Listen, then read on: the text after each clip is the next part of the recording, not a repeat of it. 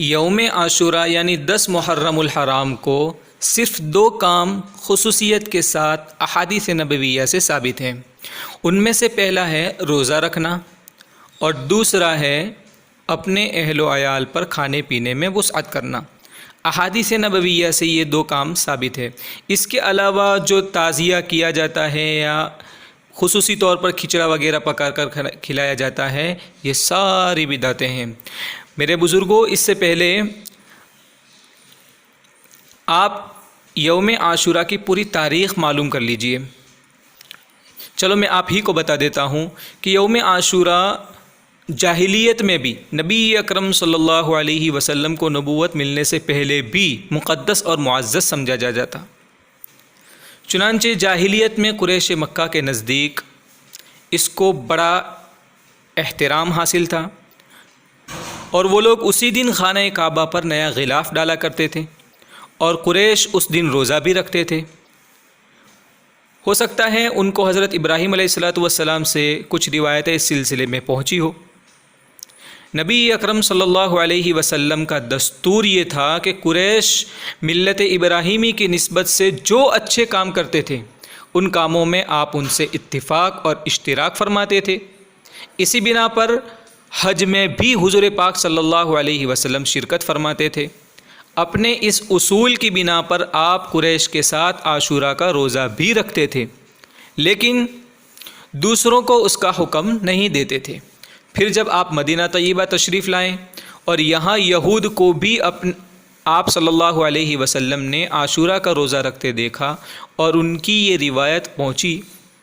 کہ یہ وہ مبارک تاریخی دن ہے جس میں حضرت موسیٰ علیہ السلام اور ان کی قوم کو اللہ تبارک و تعالی نے نجات عطا فرمائی تھی، اور فرعون اور اس کے لشکر کو غرقاب کیا تھا، پانی کے اندر ڈبو کر ختم کر دیا تھا۔ تو آپ صلی اللہ علیہ وسلم نے اس دن کے روزے کا زیادہ اہتمام فرمایا،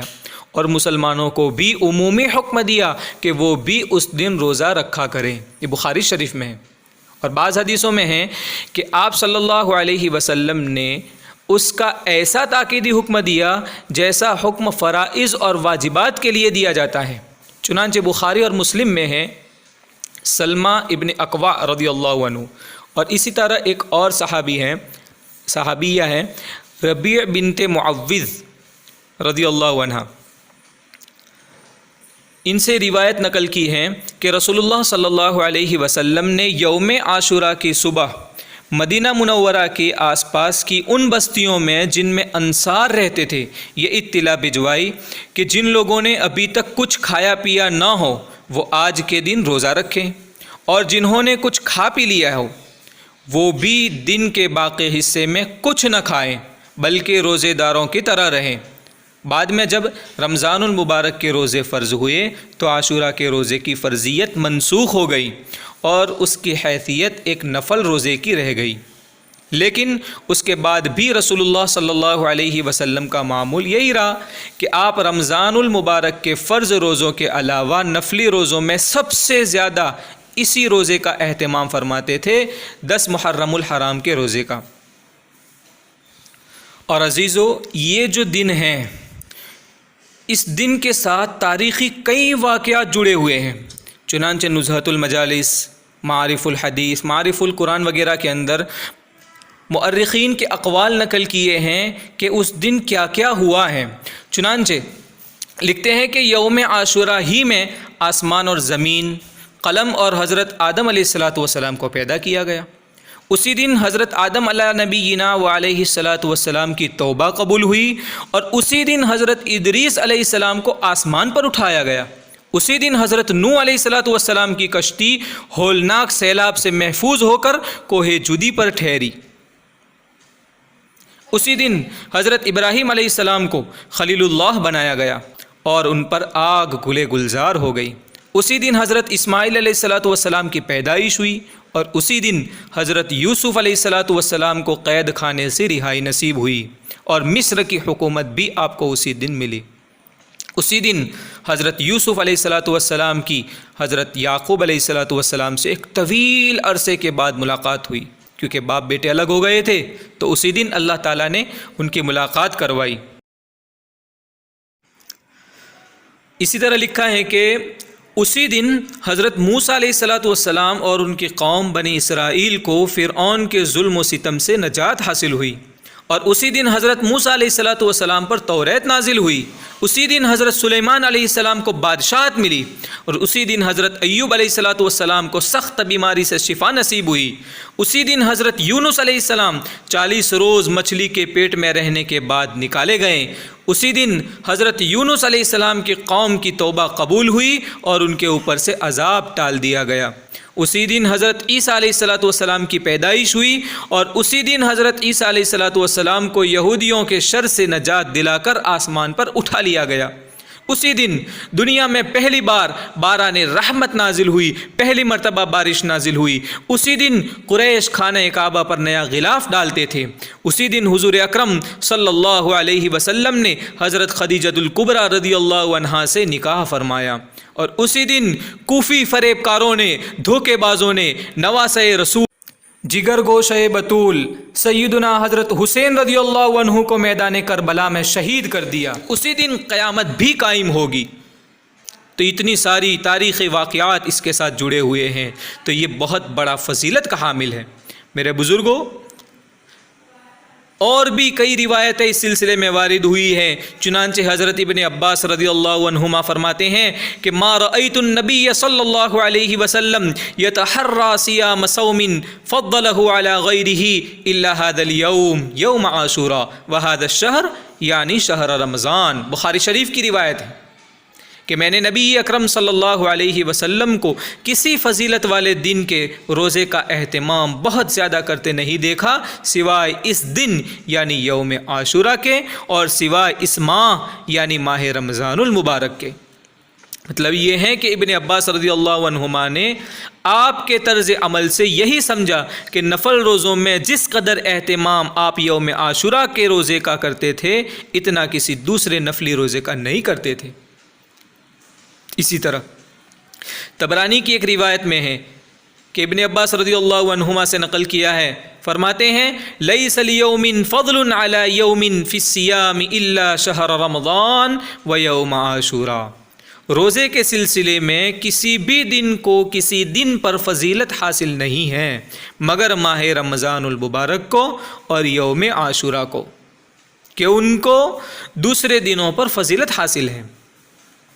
ایک اور روایت ہے مسلم شریف کے اندر، حضرت قتادہ رضی اللہ عنہ سے مروی ہے، فرماتے ہیں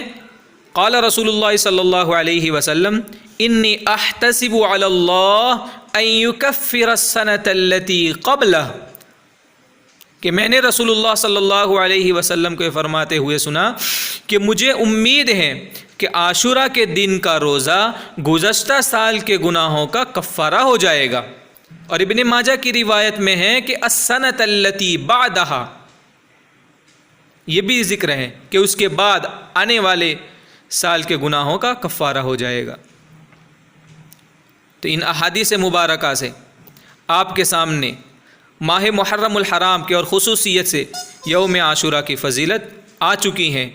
اور اس پر بس نہیں، اب آپ کو یہ بتا دوں کہ اس کی یہ فضیلت اس سلسلے میں جان لینا چاہیے کہ عاشوراء کے ساتھ ماہ محرم الحرام کو جو فضیلتیں اور خصوصیتیں حاصل ہیں وہ 4 وجوہات کی بنا پر ہیں۔ ان میں سے پہلی وجہ تو یہ ہے کہ احادیث شریفہ میں ماہ مقدس کی، ماہ محرم الحرام کی فضیلت وارد ہوئی ہے، جیسا کہ ابھی میں نے آپ کو بتایا۔ اور بھی حضرت علی رضی اللہ عنہ سے کسی شخص نے پوچھا کہ ماہ رمضان المبارک کے بعد کون سے مہینے میں روزے رکھوں؟ تو حضرت علی رضی اللہ عنہ نے جواب دیا کہ یہی سوال ایک مرتبہ ایک شخص نے نبی اکرم صلی اللہ علیہ وسلم سے بھی کیا تھا، اور میں آپ کے پاس بیٹھا ہوا تھا، تو آپ نے جواب دیا تھا کہ ان کنت صائما بعد شہر رمضان فصم المحرم فإنه شہر اللہ فیہ یوم تاب اللہ فیہ علی قوم ویتوب فیہ علی قوم آخرین، رواہ الترمذی۔ فرماتے ہیں کہ ماہ رمضان کے بعد اگر تم کو روزہ رکھنا ہے تو ماہ محرم میں رکھو، کیونکہ وہ اللہ تعالیٰ کی خصوصی رحمت کا مہینہ ہے، اس میں ایک ایسا دن ہے جس میں اللہ تعالیٰ نے ایک قوم کی توبہ قبول فرمائی اور آئندہ بھی ایک قوم کی توبہ اس دن قبول فرمائے گا۔ نیز ایک اور روایت ہے، حضرت ابو ہریرہ رضی اللہ عنہ سے مروی ہے کہ نبی اکرم صلی اللہ علیہ وسلم نے ارشاد فرمایا، افضل الصیام بعد صیام شہر رمضان شہر اللہ المحرم۔ ترمذی شریف میں ہے کہ رمضان المبارک کے روزوں کے بعد سب سے افضل روزہ ماہ محرم الحرام کا روزہ ہے۔ اسی طرح ابن عباس رضی اللہ عنہما سے مروی ہیں کہ نبی کریم صلی اللہ علیہ وسلم نے ارشاد فرمایا، من صام یوما من المحرم فلہ بکل یوم 30 یوما۔ الترغیب و ترہیب میں ہے ابن عباس رضی اللہ عنہما سے کہ نبی اکرم صلی اللہ علیہ وسلم نے ارشاد فرمایا کہ جو شخص محرم کے ایک دن میں روزہ رکھے اور اس کو ہر دن کے روزے کے بدلے 30 دن روزہ رکھنے کا ثواب ملے گا۔ ایک دن کے روزے کا بدلہ 30 دن کے روزے کے برابر۔ اس ماہ محرم کی فضیلت کی دوسری وجہ اسی حدیث شریف میں مروی ذکر کی گئی ہے کہ وہ شہر اللہ ہے۔ حضور نے فرمایا شہر اللہ المحرم، یعنی اللہ کا مہینہ ہے، اللہ تعالیٰ کی خصوصی رحمتوں کا مہینہ ہے، تو اس ماہ کی فضیلت اللہ کی طرف نسبت کرنے کی وجہ سے حاصل ہوئی۔ اور تیسری وجہ یہ ہے کہ یہ مہینہ اشہر حرم یعنی حرمت والے مہینوں میں سے ہے، ان 4 مہینوں میں سے ہیں جن کو دوسرے مہینوں پر خصوصی مقام حاصل ہے، اور وہ 4 مہینے ہیں ذی القعدہ، ذی الحجہ، محرم الحرام اور رجب۔ اس ماہ محرم کی فضیلت کی چوتھی وجہ یہ ہے کہ اسلامی سال کی ابتدا اسی مہینے سے ہے۔ چنانچہ امام غزالی رحمۃ اللہ علیہ احیاء میں لکھتے ہیں کہ ماہ محرم میں روزوں کی فضیلت کی وجہ یہ ہے کہ اس مہینے سے سال کا آغاز ہوتا ہے، اس لیے اسے نیکیوں سے معمور کرنا چاہیے اور خداوند قدوس سے یہ توقع رکھنی چاہیے کہ ان روزوں کی برکت پورے سال رکھے۔ احادیث طیبہ سے یوم عاشوراء میں صرف 2 چیزیں ثابت ہیں، ان میں سے ایک ہے روزہ، جیسا کہ ابھی آپ کے سامنے روایتیں میں نے پیش کی، لیکن یہ بات یاد رکھنی چاہیے کہ احادیث میں نبی اکرم صلی اللہ علیہ وسلم نے کفار اور مشرکین کی مشابہت اور یہود و نصارہ کی بود و باش اختیار کرنے سے منع فرمایا ہے۔ اس حکم کے تحت چونکہ تنہا یوم عاشوراء کا روزہ رکھنا یہودیوں کے ساتھ اشتراک اور تشابہ ہے، مشابہت اختیار کرنا ہے، دوسری طرف اس کو چھوڑ دینا اس کی برکت سے محرومی کا سبب ہے۔ اس لیے اللہ کے محبوب پیغمبر سید الکونین حضرت محمد صلی اللہ علیہ وسلم نے ہمیں یہ تعلیم دی کہ یوم عاشوراء کے ساتھ ایک دن کا روزہ ملا لو۔ بہتر تو یہ ہے کہ 9ویں اور 10ویں کا روزہ رکھے، اور اگر کسی وجہ سے 9ویں کا روزہ نہ رکھ سکو تو پھر 10ویں کے ساتھ 11ویں کا روزہ رکھ لو، تاکہ یہود کی مخالفت ہو جائیں اور ان کے ساتھ کسی بھی قسم کا تشابہ نہ رہے۔ جیسا کہ حضرت عبداللہ ابن عباس رضی اللہ عنہما سے مروی ہیں کہ جب رسول اللہ صلی اللہ علیہ وسلم نے یوم عاشوراء کا روزہ رکھا اور مسلمانوں کو بھی اس کا حکم دیا تو بعض صحابہ نے عرض کیا کہ یا رسول اللہ، اس دن کو یہود و نصارہ بڑے دن کی حیثیت سے مناتے ہیں، تو کیا اس میں کوئی ایسی تبدیلی ہو سکتی ہے جس کے بعد یہ اشتراک اور تشابہ والی بات ختم ہو جائیں؟ تو آپ صلی اللہ علیہ وسلم نے ارشاد فرمایا، فَإِذَا كَانَ الْعَامُ الْمُقْبِلُ إِنْ شَاءَ اللَّهُ صُمْنَا يَوْمَ التَّاسِعِ قال فلم يأت العام المقبل حتى توفى رسول اللہ صلی اللہ علیہ وسلم۔ مسلم شریف کی روایت ہے، حضور نے فرمایا کہ جب اگلا سال آئے گا تو ہم 9ویں کو بھی روزہ رکھیں گے۔ ابن عباس رضی اللہ عنہما فرماتے ہیں کہ اگلا سال آنے سے پہلے ہی رسول اللہ صلی اللہ علیہ وسلم کی وفات ہو گئی۔ بعض فقہاء نے لکھا ہے کہ صرف یوم عاشوراء کا روزہ رکھنا مکروہ ہے، لیکن حضرت علامہ انور شاہ کشمیری رحمۃ اللہ علیہ، جن کو چلتا پھرتا کتب خانہ کہا جاتا ہے، فرماتے ہیں کہ عاشوراء کے روزہ رکھنے کی 3 شکلیں ہیں۔ ایک تو یہ ہے کہ 9، 10 اور 11 تینوں کا روزہ رکھا جائے، دوسری صورت ہے کہ 9 اور 10 کو یا پھر 10 اور 11 کا روزہ رکھا جائے، اور تیسری صورت ہے کہ صرف 10ویں کا روزہ رکھا جائے۔ ان میں پہلی شکل سب سے افضل ہے، اور دوسری شکل کا درجہ اس سے کم ہے، اور تیسری شکل کا درجہ سب سے کم ہے۔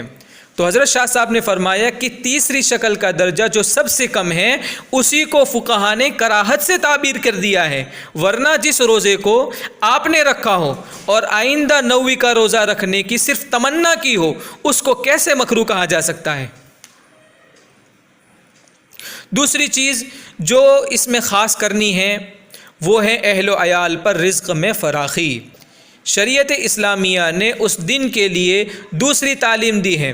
کہ اس دن اپنے اہل و عیال پر کھانے پینے میں وسعت اور فراخی کرنا چاہیے،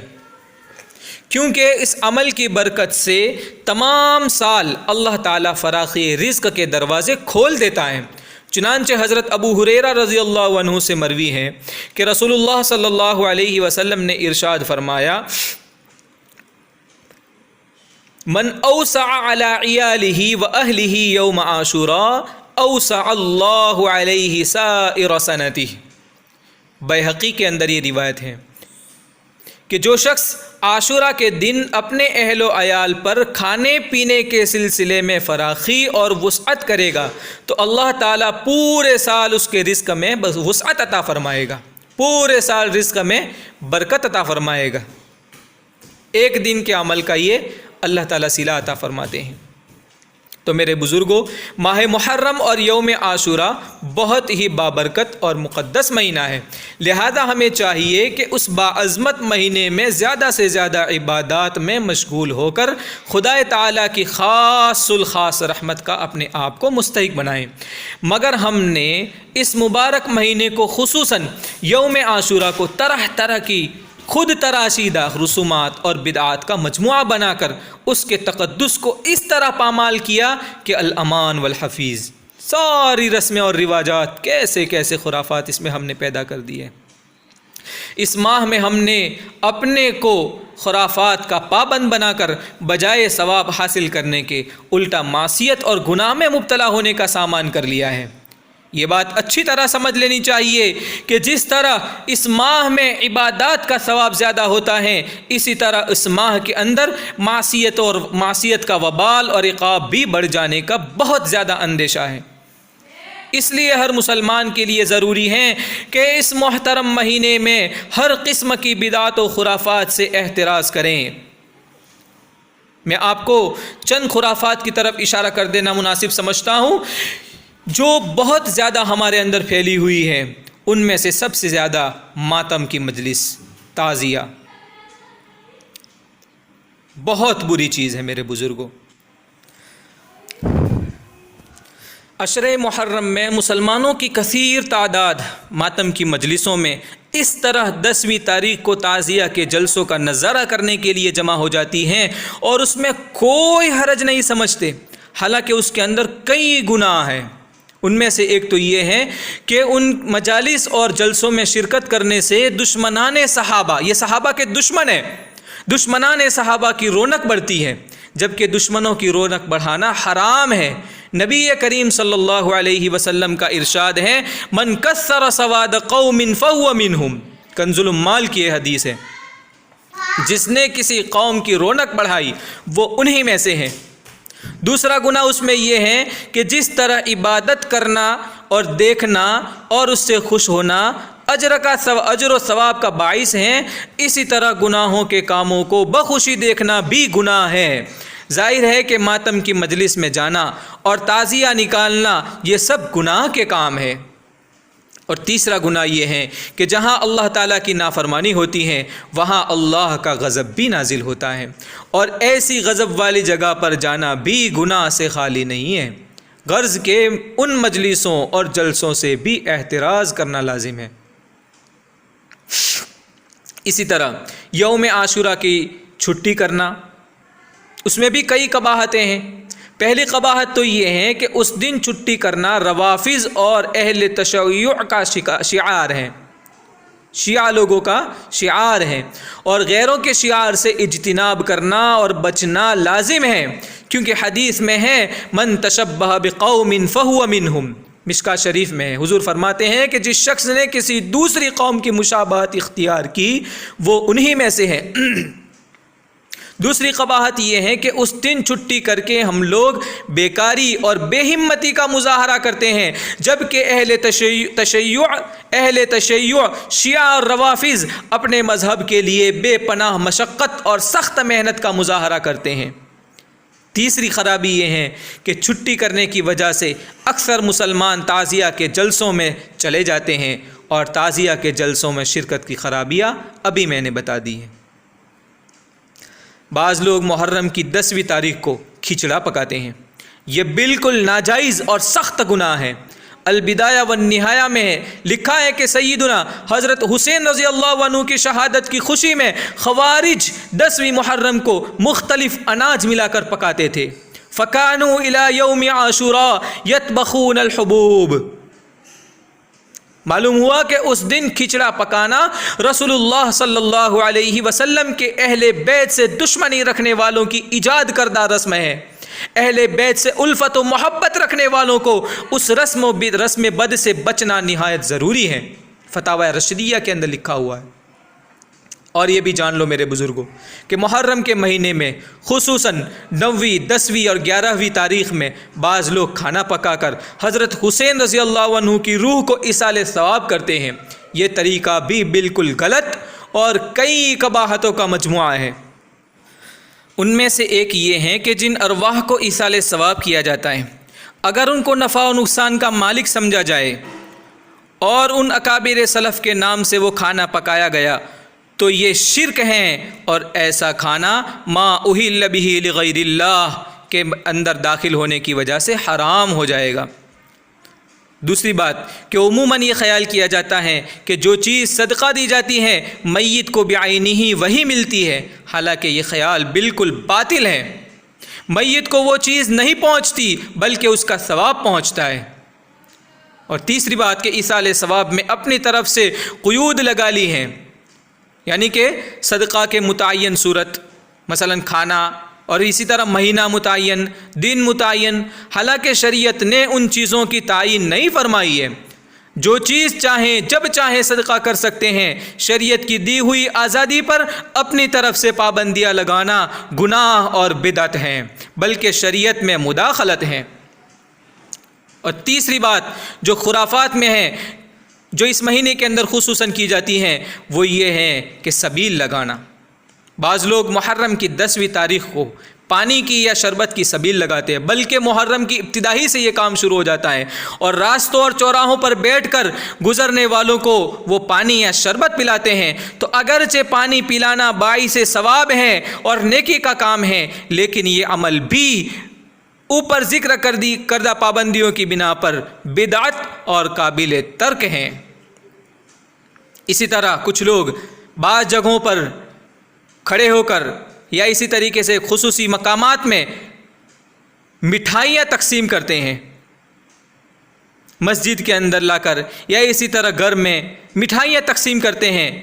یہ امر بھی معصیت اور خلاف شریعت ہے۔ عام دنوں میں کرو نا، خاص دن کی کیا وجہ ہے؟ بعض حضرات یوم عاشورہ میں عید کی طرح زینت اختیار کرتے ہیں، یہ بھی بدعت ہیں۔ بعض حضرات نے اگرچہ جواز کی اجازت دی ہے، بعض حضرات جواز کے قائل ہیں اور تائید میں حدیث پیش کرتے ہیں، مگر جواز پر دلالت کرنے والی تمام کی تمام احادیث موضوع ہیں، گڑی ہوئی ہیں، من گڑت ہیں۔ اس سلسلے میں ایک اور بات بھی جان لینی چاہیے کہ بعض حضرات محرم میں نکاح کو بری چیز سمجھتے ہیں، حالانکہ محرم ہمارے نزدیک عظمت کا مہینہ ہے۔ یہ شیعہ حضرات کے نزدیک منحوس ہے، شیعہ حضرات اس ماہ کو منحوس سمجھتے ہیں، اور وجہ اس کی یہ ہے کہ ان کے نزدیک شہادت بہت بری اور منحوس چیز ہے، اور چونکہ حضرت حسین رضی اللہ عنہ کی شہادت اس میں ہوئی ہے، اس لیے وہ لوگ اس میں کوئی تقریب خوشی کی یا کوئی خوشی کا کام، شادی اور نکاح وغیرہ کچھ نہیں کرتے ہیں۔ اس کے برخلاف سنیوں کے نزدیک یہ مہینہ معظم اور محترم ہے اور فضیلت والا ہے۔ محرم کے معنی ہی ہوتا ہے پرعظمت اور مقدس، جیسا کہ میں نے ابھی شروع میں بتا دیا۔ جب یہ بات ثابت ہو گئی کہ یہ مہینہ اور دن افضل ہے تو اس میں نیک اعمال بہت زیادہ کرنے چاہیے، نکاح وغیرہ خوشی کی تقریبات بھی اس مہینے میں زیادہ کرنی چاہیے، اس میں شادی کرنے سے برکت ہوگی انشاءاللہ۔ اس مہینے میں شادی کو منحوس سمجھنا شیعی ذہنیت ہے جس سے پرہیز کرنا لازم ہے۔ اللہ تعالی ہم سب کو دین کا صحیح فہم عطا فرمائے اور ہر قسم کے گناہوں اور معصیتوں سے محفوظ فرمائے، اور اپنی اور اپنے محبوب پاک صلی اللہ علیہ وسلم کی سچی محبت اور اطاعت کی دولت عظمیٰ سے ہم سب کو محظوظ اور محظوظ فرمائے، ہم سب کو نوازے، آمین ثم آمین۔ وآخر دعوانا ان الحمد للہ رب العالمین۔